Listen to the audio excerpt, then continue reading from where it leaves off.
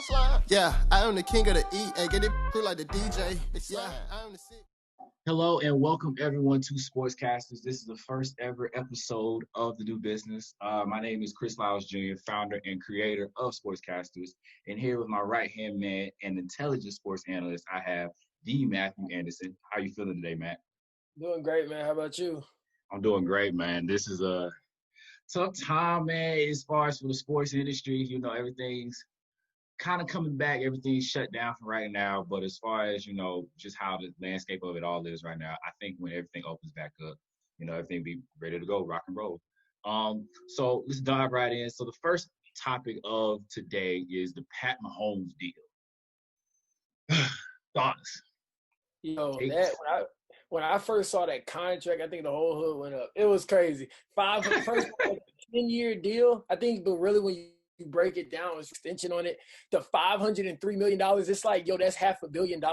Like, what? Yes. If you see these especially in football, you see these in baseball type contracts, but not football. And isn't it so fitting that Patrick Mahomes would be the first one to get one of these baseball type of deals as a quarterback?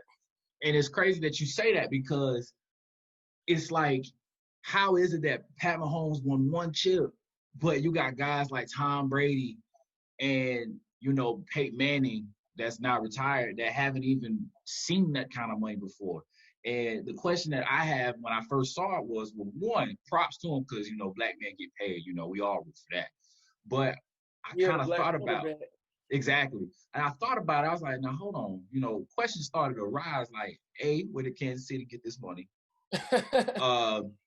B, he won one Super Bowl. So, I mean, yeah, you want to lock him down now, but almost $500 million, that's a lot. And then C, it's like, just going back to that first question, where did y'all get this money from? Like, this is, like you just said, this is $500 million we're talking about. Yeah. This isn't no chump change. Like, this isn't like, you know, what Cam Newton got, you know, the 1 year, 7.5 billion. 7.5 million. So, just something like that it's just mind-boggling. Like some stats that I have. So for 1 second, he'll be making $1.60. For 1 minute, he'll be making $96. For 1 hour, he'll be making $5,472. For a day, this is the kicker for me. For a day, he is getting $137,808. That is someone's yearly salary. Like, that's like finances. Like, that's like doctors making that kind of money. So it's just mind-boggling to think. And then you have, you know, the 10-year, $503 million. So that's just crazy for me to think about, like, this guy getting this much money. Yeah, it's ridiculous. I mean, I'm happy for him, like you said. And then there are like little breakups in the contract, incentives here and there, a lot of little legalities there, workout bonuses and things like that. But it's a lot of money. I heard one of the coaches on Twitter, the foot, I can't think of his name exactly. He's one of the guys who work with footwork a lot in Texas. Mm-hmm. I think his name is Footwork King. He's like, hey, go ahead, hire you a bodyguard because the whole internet has put your money out here. I think my sister was watching a soccer game, and on the bottom is like Patrick Mahomes' contract. It's like, what are y'all doing? This has nothing to do with soccer, but exactly, it's the biggest contract in sports history. And now the Kansas City has their guy. So at this point, money is going to be broken up in different ways. Mm-hmm. And for guys like, was it McCole Hardman? Is that McCole Hardman? Those guys are still in their rookie deal, and luckily he has the elite group of receivers surrounding him right now. But whenever it's time for like those guys like Travis Kelce to get his new contract, it's going to be like, I don't know how we're going to make this happen, but he's going to need those weapons to continue win championships. Exactly. So I'm glad that you brought that up because it's one of those things where you have to take into account, like, you know, when time comes for these guys to get paid, you know, you didn't invested all this money in this quarterback, you know, where is this money going to come from for these other guys that helped him get to this point where he is now? How are you going to find it? How are you going to fund them? So you have to kind of take that into account. And so just making sure that, you know, the Chiefs stabilize some form of income as far as, you know, revenue from different streams of wherever it comes from, like TV, you know, tickets, all that good stuff. I just hope that this doesn't bite them in the end because we just don't want, you know, a backlash in the end, like, oh yeah, he got 10 years for $503 million, but he got all this money with no help. Because at the end of the day, Sammy Watkins has said a quote recently, saying, it's not about the money, as long as my family is taken care of, I'm all about the chips. He didn't say that verbatim, but he said along those lines. And it's like, I was happy when I heard that, because too many times you have guys who come into the league and it's all about the money and they're not about winning. And so to have that mentality for different guys in the league, especially surrounding Pat Mahomes, who at the end of the day, I think ESPN did like a little scoop on him saying, like, in 2018 when he first came in, he couldn't read defenses. He was just going out there and playing. So in my mind, that's like, dude, you're not even worried about money. You just worried about just playing. And that's just something that you want on a team. And then in the end, blessings will come from that. Yeah, that's crazy when they broke that down. He was on The Shop and he was talking about it. I was so glad to shout out LeBron and Uninterrupted for putting that on HBO, as a matter of fact. But yeah, so he didn't even start playing quarterback to his junior year of high school. He was a safety, and obviously he was a tremendous baseball player. But then whenever he hopped over to football, whenever he hopped over to quarterback, he started playing. But yeah, he really just started learning how to really break down. But it kind of goes to show you, a lot of times you watch his games, obviously he's working on his technique, his footwork, and all that stuff is better than most. He's elite. But he still's just kind of figuring out, still honing in on the fundamentals. So whenever, not saying he's not fundamentally sound, but whenever right now, a lot of times he operates off of a lot of, like, I think he has some of the best arm talent in the league. Whenever he really hones down, like, this man could be pretty much unstoppable, and I guess the contract suggests that. Exactly. So do you feel like, because those two go hand in hand, Lamar Jackson and Pat Mahomes, do you believe that Lamar Jackson should get at least, if not the same thing, at least maybe a little bit lower? So if not 10 years, maybe a 5-year, $200 million deal. So just something as along the lines to say, we're trying to solidify our franchise player. Okay, I'm glad you brought that up. I don't believe that him or Deshaun. I'm a huge Deshaun Watson fan. Mm-hmm. Yeah. But I don't believe either one of those guys will get the long deal, like 10 years, because their style of play is a lot more physical. Deshaun be running out there with punctured lungs, torn ACLs. He just do it. And because they run the ball a little bit more, they take more hits. So I think Deshaun and Lamar both would probably get more 4-year deals. Now, they are resetting the market with every time one of these quarterbacks gets a new contract higher, as it keeps increasing. But I think they'll sign for like 4 years, maybe $160 million, maybe 4 years, like maybe in that $30-35 million range, because both of those guys are franchise quarterbacks. I just don't believe that they'll go for like the 10 years, because Patrick, although he takes some hits, he plays a little bit more conservative style of football. Yeah, he has the weapons around him to do whatever he needs to do. But he's also not afraid to tuck that thing and run either. And it's almost like, Pat Mahomes is like that Madden, archetype that you want.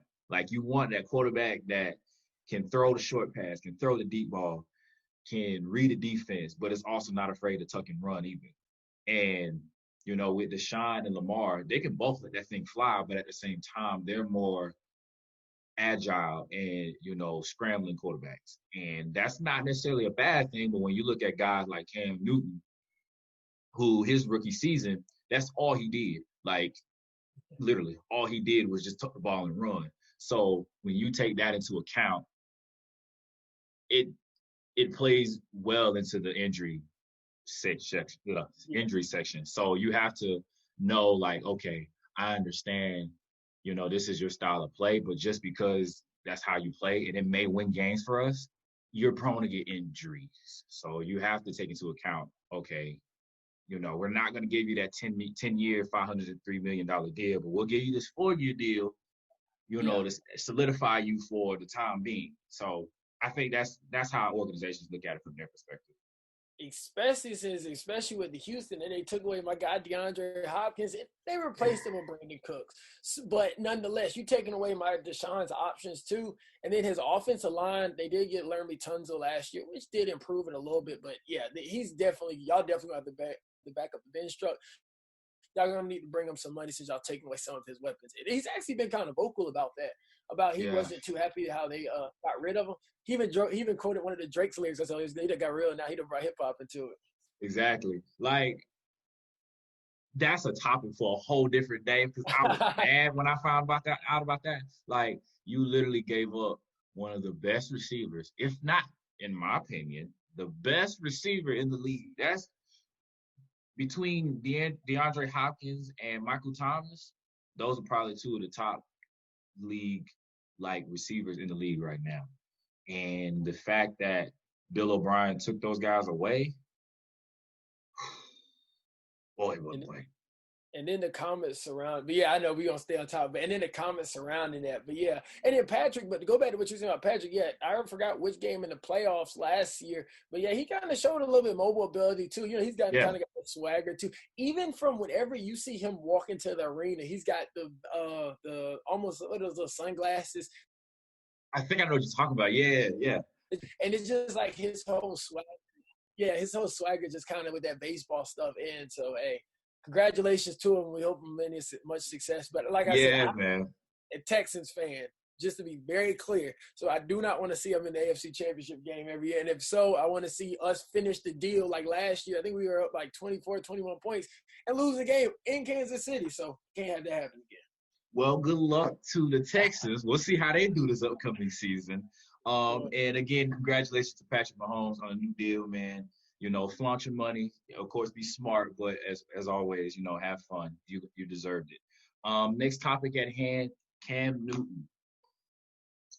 Do you believe that they will win a championship this next season? I feel like Cam's coming with a vengeance. I really do. Oh, yeah. The disrespect, not obviously, and look, $1 million, common folk, great money. Most of us don't make $1 million. I tell you, I don't. I don't. You saw that Patrick Mahomes deal, and then Cam Newton. What is it? A base salary of 1.05 million, 550,000 guaranteed. I mean, it can go up to like I think you said like $7 million, but it's yo, this man's a league MVP. Like this is disrespectful. But yeah, I think he's coming with a vengeance.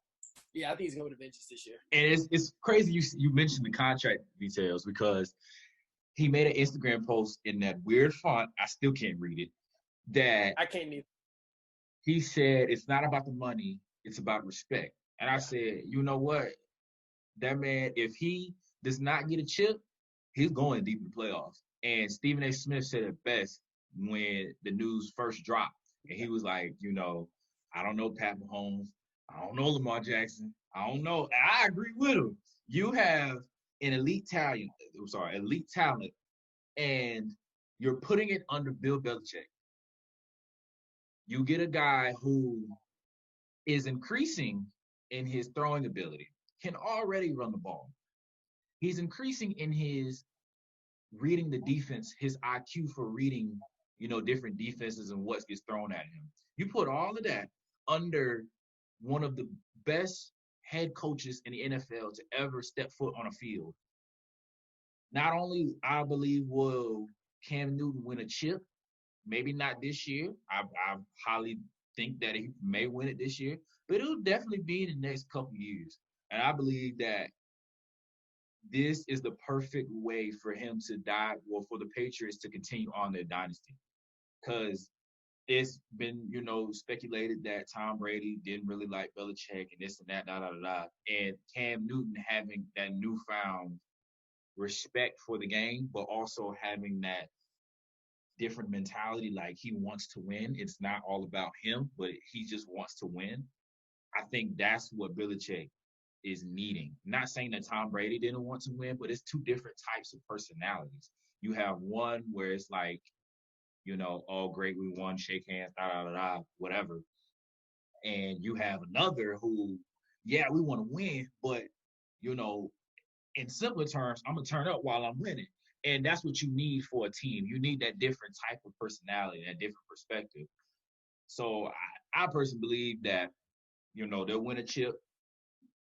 I think they may win it. I think they may take it this year, man. I highly think they'll take it. Yeah, I'm really looking forward to the season. It's funny because before we just talking about Pat, but it's like, yeah, like you said, it's Cam Newton. When he has his vengeance, y'all should have known when the man was working out the gospel music, it was about to be something serious. I saw that. I said, oh no. To Kirk Franklin? Man. It is on. It is on. He's about to come out that thing. And then obviously he brings, like you were saying, a different kind of personality to the New England culture. I saw something on Twitter. It was so funny. It's like whenever the Patriots fans read that font for the first time, it's like go home. But yo, they're gonna be excited. Gillette Stadium is gonna be rocking. It's a definitely a new type of culture coming into that place. I'm sure they're about to sell so many jerseys because everybody's been rocking with Cam. A lot of Charlotte people, as a matter of fact, have left the Panthers. And like, since y'all gonna treat our guy like that, we're going to rock out with the Patriots. And Cam's coming. Cam's definitely come with a vengeance. I want to see that Auburn. Yeah, definitely. And I think I want to see it. Yeah, exactly. And it's one of those things where it's like, I'm excited for him.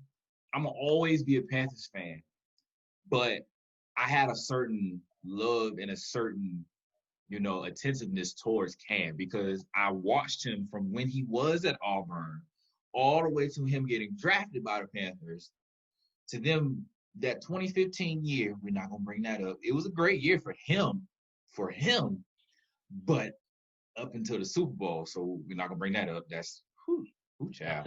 We're not gonna bring that up. But his entire career, and I've looked up some stats, and I said, and for everybody that may not have understood what Cam Newton can do, I'm gonna do 2 years. So the 2015 year that he won the MVP, and I'm gonna do 2018 because 2019 he only played 2 games because of injuries. So 2015 played all season, 59.8% completion, 3,837 yards, 33 touchdowns, and 10 interceptions with a QBR rating of 99.4% via ESPN. That right there should tell you why he deserves to maybe not have $500 million, but certainly not 1 year for $7 million. I couldn't understand this man. Those stats. This man is playing for the league minimum for a veteran. Like, come on, quit playing with this man. Like, you heard him say the other day on his game. Y'all must not know. Y'all must not. And he got that Georgia boy swag too. So it's going down. And then 2018. So not last year, but the year before. So this is 2 years ago. So this is pretty much fresh. Played 14 games. 67.9% completion, 3,395 yards, 24 touchdowns, 13 interceptions with a QBR rating of 9.5.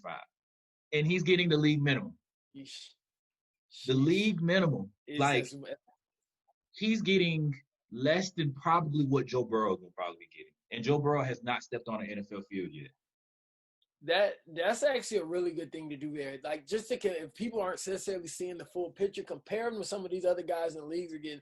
Like, there's almost probably some backups in the league.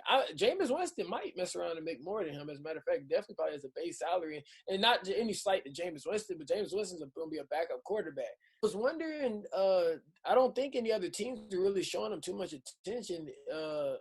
Either for a second, I thought the Chargers might have a chance to land him, but they had that guy with Tyrod Taylor. But at least he enters a situation where he can kind of have a prove-it year right away, and we'll see how. Now, the Patriots kind of tight on that money, but hopefully he brings the Super Bowl to make it worth his while. And then Stephon Gilmore, the best cornerback in the league. Shout out to USC alum.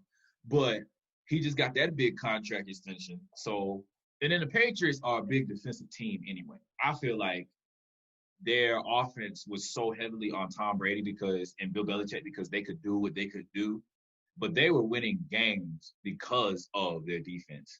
So, you got, is Devontae Hightower still with them, or? Pretty sure Devontae Hightower, 2009 Alabama team. He's still killing in the league. Right, you got him and you got Stephon Gilmore. Like, come on, man. Like, that's your defense right there. So. Just going back to Cam, I feel like they could have gave him just, even if it's a 2-year, $14 million deal or just something to show, like, at the end of the day, we know that you have a history of injuries, but we're willing to take the chance on you, and we're willing to show that, we're going to give you a good amount of money for it. Now, granted, Cam did say what he said about, the whole money and the whole respect thing. But from a ethical standpoint, it would just make sense if he did it that way or the organization did it that way. So with the NFL and, the NBA and Major League Baseball, all these different leagues, starting to come back and starting to, show that, we're still continuing the 2020 season. Should it return? And if so, what is the impact of it not returning, and what is the impact of it returning?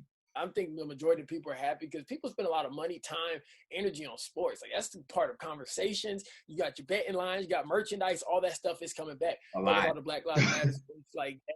Yeah, with all that going on, we really hope it doesn't take the attention completely away, because at this point, it's like, remember we were always talking about, like, you even started to see less of the Breonna Taylor's, like, tweets and stuff and stuff, making sure we get that out. You slowly are starting to watch it, like, kind of come down. So that's why a lot of players were saying NBA, they almost didn't really want the season like it. So without it, I think we would kind of still remain focused on that. And even if we are drifting, we'd probably stay on the topic a little bit longer and just trying to, create change. But with it coming back, I think people are excited again. It gives people stuff to talk about. It gives people stuff to argue about at the barbecue. Like, it's great to have sports coming back. Just hope a whole bunch of guys don't get sick and they have to end up canceling the season. Yeah, exactly. And it's one of those things where, I believe, in my, personal opinion, I believe that, it should wait. I feel like if it comes down to it, there's already talking about we're in the first wave. They're talking about a second wave coming around, that fall, winter time. So, and that's the time where everything's planning to start back up. So it's just one of those things where it's like, do you want to jeopardize your money, which you can accumulate later on, or do you want to jeopardize the health of your organizations and your players and your teams? And you can't jeopardize that, because at the end of the day, if somebody's sick, somebody's sick. And then you're talking about a disease that does not have any form of a cure. If someone's sick, that's it. The only thing we can pray for is that they get better. And that's it. We're only relying on a player, nothing that you can actually physically consume or to put on you to make you not have the disease anymore. But I am excited for it coming back. I just hope that there is a policy and there's set rules and parameters that people can follow, and hopefully the people will follow, to make sure that, yes, we're bringing sports back, but we're also doing it to where we're staying safe at the same time. Because at the end of the day, if your organization's main priority is safety, then you need to make it that way. And then the impact without it, I feel like, going back to what you said about the whole, social injustice and Breonna Taylor and George Floyd, I think we will remain on that topic, but kind of diving into that a little bit more. It's funny that, Kyrie and, a couple other players said what they said about not returning. And the thing that, I always thought about was, you have the platform that you have. You have it for a reason. Use it. So if it's you playing 48 minutes or 40 minutes plus, turning around and going to do something for different initiatives, signing petitions, going to different, however, or just simply just going on your social media. Kyrie has millions of followers, and this is no disrespect to him, but you have millions of followers. Use them. At the end of the day, you have to take into account that, yes, you're playing, and it may take the attention off for a little bit of time just because people are actually talking and watching the games, but use your platform.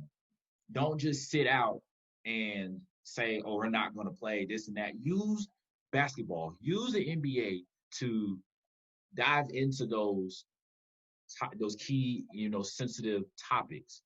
And, because you're the head of the NBA Players Association, use that. Well, I'm sorry, not the head, but you're the VP. So I'm just saying, if you could just go to, NBA, go to Adam Silver, and, not saying that Adam Silver hasn't done anything, but just go to him and truly stress, yes, the NBA is coming back, but what are we doing for people that look like me? And when you have a league that is predominantly African American, those things need to be said, because at the end of the day, what it will end up turning into is, if nothing's said, we'll just go back to where we were, and then all this restart all over again. That's not what we want. So. Yeah, and then I would say, well, you actually make a really good point there, because then if you start using your influence like through basketball and stuff like that, it kind of becomes normalized. Like you Right. want the normal to be is let's make sure we're constantly having these conversations and stuff. And so I don't know if you've even noticed, but I'm sure you have. But they're going to have the players there be able to say like social injustice. I think like names of different names of people Yes. or the things like that Yes. will be on the back of the jersey. You want to give a little more information on that? You know what? That's crazy that you mentioned that. I forgot which soccer team it was. I think Philadelphia Union. Shout out to them because this is a great thing that they did in one of. I'm assuming it was a scrimmage or their actual game. I don't have much knowledge on it, but they actually put the fallen African Americans due to police brutality. They put their last names on their jerseys, and that was very heartfelt and so just in tune with more than just sports and realizing that it's bigger than sports, quote LeBron. And for the NBA to follow that or to even implement it, that's such a great thing to do. I actually, made a post on the social media page, you know, with the goalkeeper with George Floyd, with Floyd on the back of his jersey. And, it was just one of those things where it's like, I'm proud to be a part of such an industry that knows when it's wrong and is continuing to make change. And, not everyone is, the in tune with social issues like how they should be, and then they're stuck in their own way. I won't say any names, but Atlanta Dream. And it's just one of those things where it's like, you know, just making sure that you're in tune with bigger than just sports. And that's the main thing that, shout out to Philadelphia Union and shout out to the NBA for making that implementation. Yeah, and it really that more than an athlete thing kind of really starting to play itself out. It's like you can do so much more. You can use your influence. You can have the conversations. I mean, people, and you actually have a large influence more than most people ever have. And meanwhile, doing playing the game that you love. So this is an excellent time right now to put that out there. And then obviously there will be so much attention. There will be so much attention on these NBA playoffs, 22. The seed and all that stuff. Right. There'll be so much attention on it because we've been without so long. So whatever they're putting on display, people will be seeing, people will be talking about. So to keep these conversations going, because like I said, we don't want, like you said, we don't want to have done all this and then we get back to playing. It's back to just putting the ball in the basket. It's a lot bigger than that. Discuss just the layout of how this seeding will go. You did some research on that? So as far as for the NBA playoffs, yeah, the little bubble. so from what I've researched is they're doing 22 teams and then they're doing it I think they're still doing it in the playoff format. Michael Jordan actually had a big, say in not doing it in a tournament style because a lot of high-end NBA owners and NBA reps were saying, let's just do it tournament style, like almost like March Madness. But, the GOAT, yeah, in some people's eyes, topic for a different day, was saying that, let's not do that. Let's stick to what we always done and just format it differently. I like it. I think, it still stays true to what the NBA has always done as far as from the playoffs perspective. I think that it'll be different with no fans. I'm not sure if you've seen the new bubble that they have. Honestly, it looks like a rich person's like own gym. Like that's what it looks like. Like it looks like they made a court, put it inside of a legit dome. Well, I'm sorry, courts, put it inside of a legit dome, and then they're going to just tell the players, play. So I think that's different. I think, people who don't necessarily hear what the players are saying, you're definitely going to be hearing it now. They did talk about the censoring of players and what they say while they're on the court. Granted, if you want to get to the real deal of basketball, you might want to add that in. I mean, granted, we didn't. I just feel like them censoring it is just taking away the full effect of basketball. And this is players' emotions. Like, if you get dunked on, you're going to hear that. If you make the wrong pass, you may hear F-bomb. That's just something that, is true to the game. Like, you can't tell me you just watched The Last Dance with Michael Jordan and then think he didn't curse not once on that court. And it's like, I want people to understand that, granted, this is not a, a rated T or rated E for everyone. That's not basketball. So, just making sure that we stay true to the game, even though, COVID, shut the NBA down. The one thing that the NBA could give us is the real deal thing. At least we won't have fans, but at least they can give us that. A little bit more information on the bubble. You'll have each of the 22 teams will play 8 seeding games to determine playoff standings, with the possible play-in series between number 8 and the 9 seed. And then it will fall into, based on who wins and whatever have you, then we'll fall into the regular playoff format. So that's a little background of how it's going to work. Hey, look forward to whenever Carmelo Anthony gets the rebound. He always chants out his little thing, and then he gets yeah, I'm excited for that, man. So anytime you see Carmelo going up for your board, if you're listening, you should be listening. If not, go tell a parent to listen. Hit the mute button, then we're going to get back to going, unmute it, and let's get on down the court. Or just cover the kids' ears. Do something.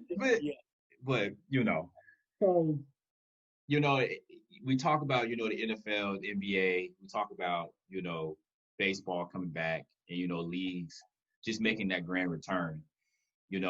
As far as from a college perspective, it's been in the news as of yesterday, as of this week, that the Big Ten, and I found out also that the ACC are not doing non-conference games. They're only doing games within their conference.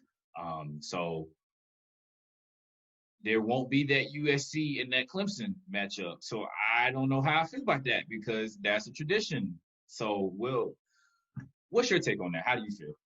The only thing that most are hoping is that they will be willing to, hopefully if the cases go down, maybe look at that again. Because I think initially what they're thinking is they don't feel like they don't want to have the Florida Atlantic play the LSU early in the year. It's like, now we don't have time for those those games that probably don't matter as much. But I hope what ends up happening is by the time it gets to that Clemson South Carolina game, it's like, okay, we're doing better, but we're going to see what happens. But it definitely is taking out for a team like LSU, who just lost, if the SEC can follow suit, for a team like LSU, who just lost their offensive coordinator, appreciate lost their defensive coordinator, the quarterback, that great team. It's like, okay, you go open and play Florida Atlantic right away, and you get to kind of messing with the nuances and still try to figure some things out, especially since you didn't have but half of a spring practice. But that takes that away. So you're going to jump straight into the conference play. But obviously for the Big Ten, that would be like the Ohio States, the Michigans, the Nebraskas. Yeah. Disappointing a little bit. Not for that, they especially guys like Justin Fields, who is probably going to be his last year playing college football. But at the same time, all that matters, especially for the Big Ten, who ends up in Indianapolis for the Big Ten championship, for the opportunity to go to the college football playoff. And I'm telling you right now, when Ohio State makes the college football playoff, I will be there. I don't care if it's in Pasadena, California. I don't care if it's in Indianapolis. I don't care if it's in another country. I will be there to watch Justin Fields. That's my guy. That's my guy heading into this year. That's my quarterback. Don't tell me you're a Buckeye. You're a Buckeye fan? I'm usually not, but I don't like Trevor. And I'm not usually. I'm a huge Justin Fields fan. I am a massive Justin Fields fan. I felt like they should have beat Clemson last year, but the receiver decided to freewheel it back to the outside, which cost us the game. But this year, I need Justin Fields. Let's go to the Rose Bowl, and I'll meet y'all out there. So, but obviously, ain't gonna be. And then there'll be less games now. So, like I said, whenever you jump into this one, it's gonna be for real. You're gonna be playing conference play. Well, I am so sorry that you're a Buckeyes fan. I understand that's your guy, but I feel like ever since that whole coaching situation went down, I kind of lost a little bit of respect for them. And I can't blame it too much on the team, just more so the organization as a whole. But again, we'll talk about that some other time. It's just one of those things where it's like, how much of are we giving up, that full context of college football? Some of the best games in recent years have been outside of the conference, like USC and Clemson. And when you have those conference games, you pretty much know if you're going to win or if you're going to lose. And not having those non-conference games, it only makes the season smaller, um, and B, it kind of makes for some people who are avid college fans, avid college football fans, it makes it seem like, okay, we know we're gonna win this one, we know we're gonna lose this one.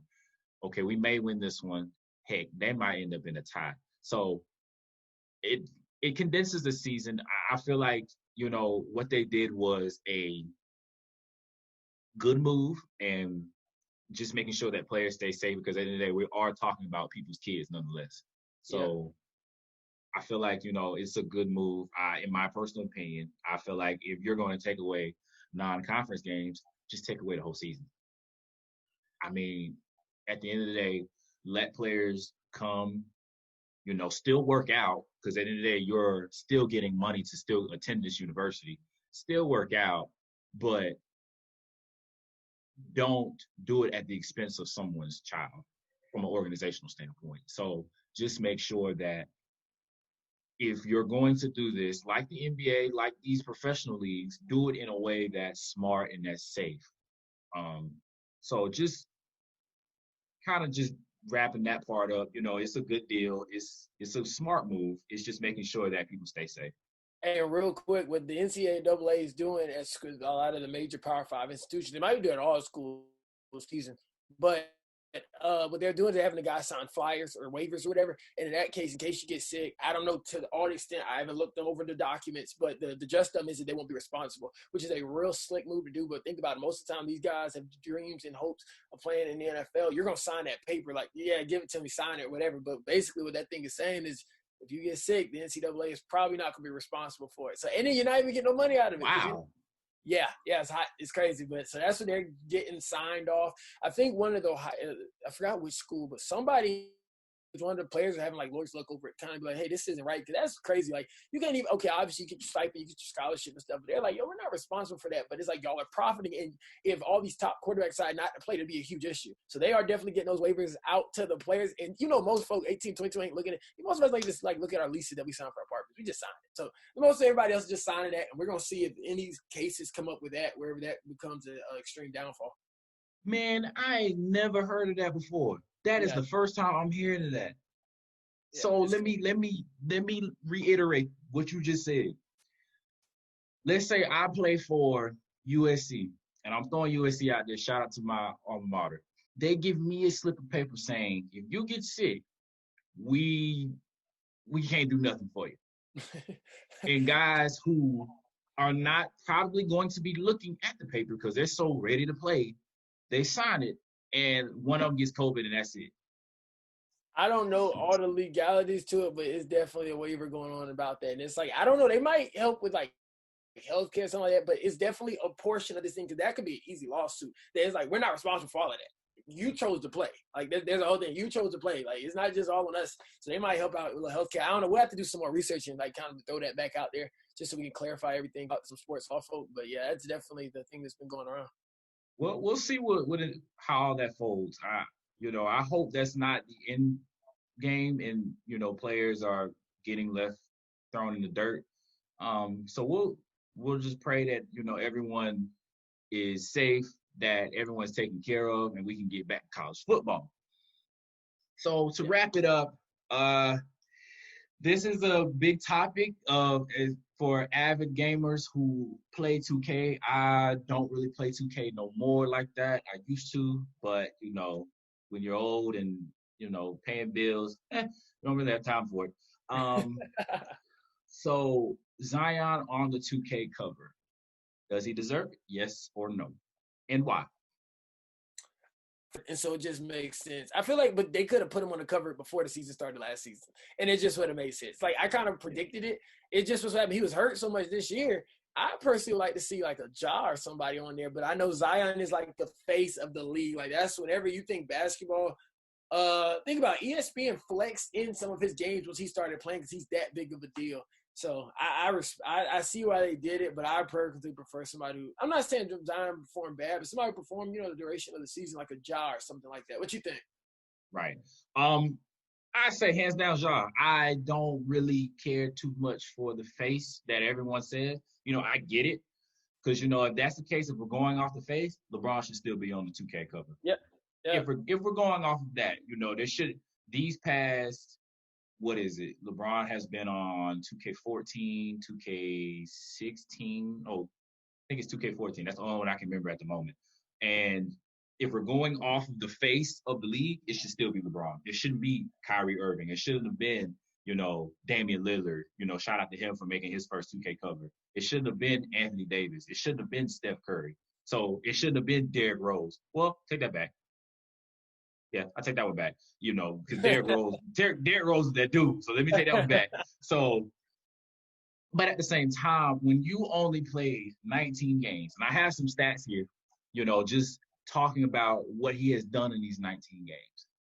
He has put up 24 points per game, 59% field goal percentage, 2 assists, and 7 rebounds.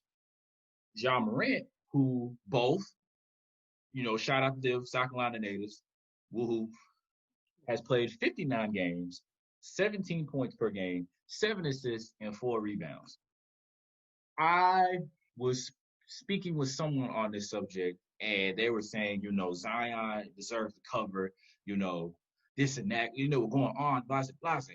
And I kept saying he's only played 19 games. Yeah. 19, that's it. And it's going back to when you're playing college intramurals and you're in a 4-game season. You sit out 3 seasons, but you show up the last one and you ball out. Okay, we're 1-3 now. So that doesn't matter. So it goes back to, you know, if you're playing well, are you winning too? And that's one of those things where, you know, Max Kellerman on First Take was saying that, you know, Ja deserves so much of what he's earned because you give him the ball and something's going to happen. Not saying you don't give the ball to Zion, but that's not Zion anymore. That may have been Zion in high school and college, but that's just not where his role fits. You give the ball to Ja, he's going to make something happen. And, you know, I just personally believe that he should be on the cover. But, you know, I'm happy for him. I'm happy for Zion as far as, you know, South Carolina native, you know, from Spartanburg, getting the chance to be on that 2K cover that not too many guys who I could go on a list and say who deserved to be on that cover. Damian Lillard should have been on that cover. But, you know, I'm excited for him. I won't say, you know, he needs to be taken off. I just feel like if we're going off of somebody who never really had the cameras and the social presence around him and he's been able to create something for himself, I personally believe it should be Ja. Created his own buzz and did it coming out of Murray State too. Where's that? No disrespect to the college, but where is that? So create your own buzz, play the duration of the year, be an impact player right off the bat. I think, you know, this little hip hop coach or whatever, Moneybag, love Ja Morant. Every time I listen to his music, I hear nothing. But what's up? I was saying, yeah, of course. Yeah, he's on him, and Ja loves Lil Baby. So I don't know how that's working with the fam. But, Ja Morant. I'm looking for it. He should grace his coverage between the next coming years. Hopefully at some point better get him an MVP because, dude, I'm looking forward to see him in Orlando, see what he's bringing to the table. They've been doing little clips of him. I don't know. Shout out Wayne's World. If you go on YouTube, I think it's UANES World. I know it's better rest. Anyway, they've been showing some of those little clips, him back working down there in Sumter, South Carolina. So we're gonna see what they've been working with, and hopefully he can. I don't think they win no championship, but hopefully he can definitely make an impact in this bubble and get us ready for next season. Yes, sir. Yes, sir. Well, Sportscasters, it was great having you guys. Matt, it's great having you, man. As always, you know, stay tuned for next week's episode on episode 2. Topics coming soon. Thank you, guys. See you soon.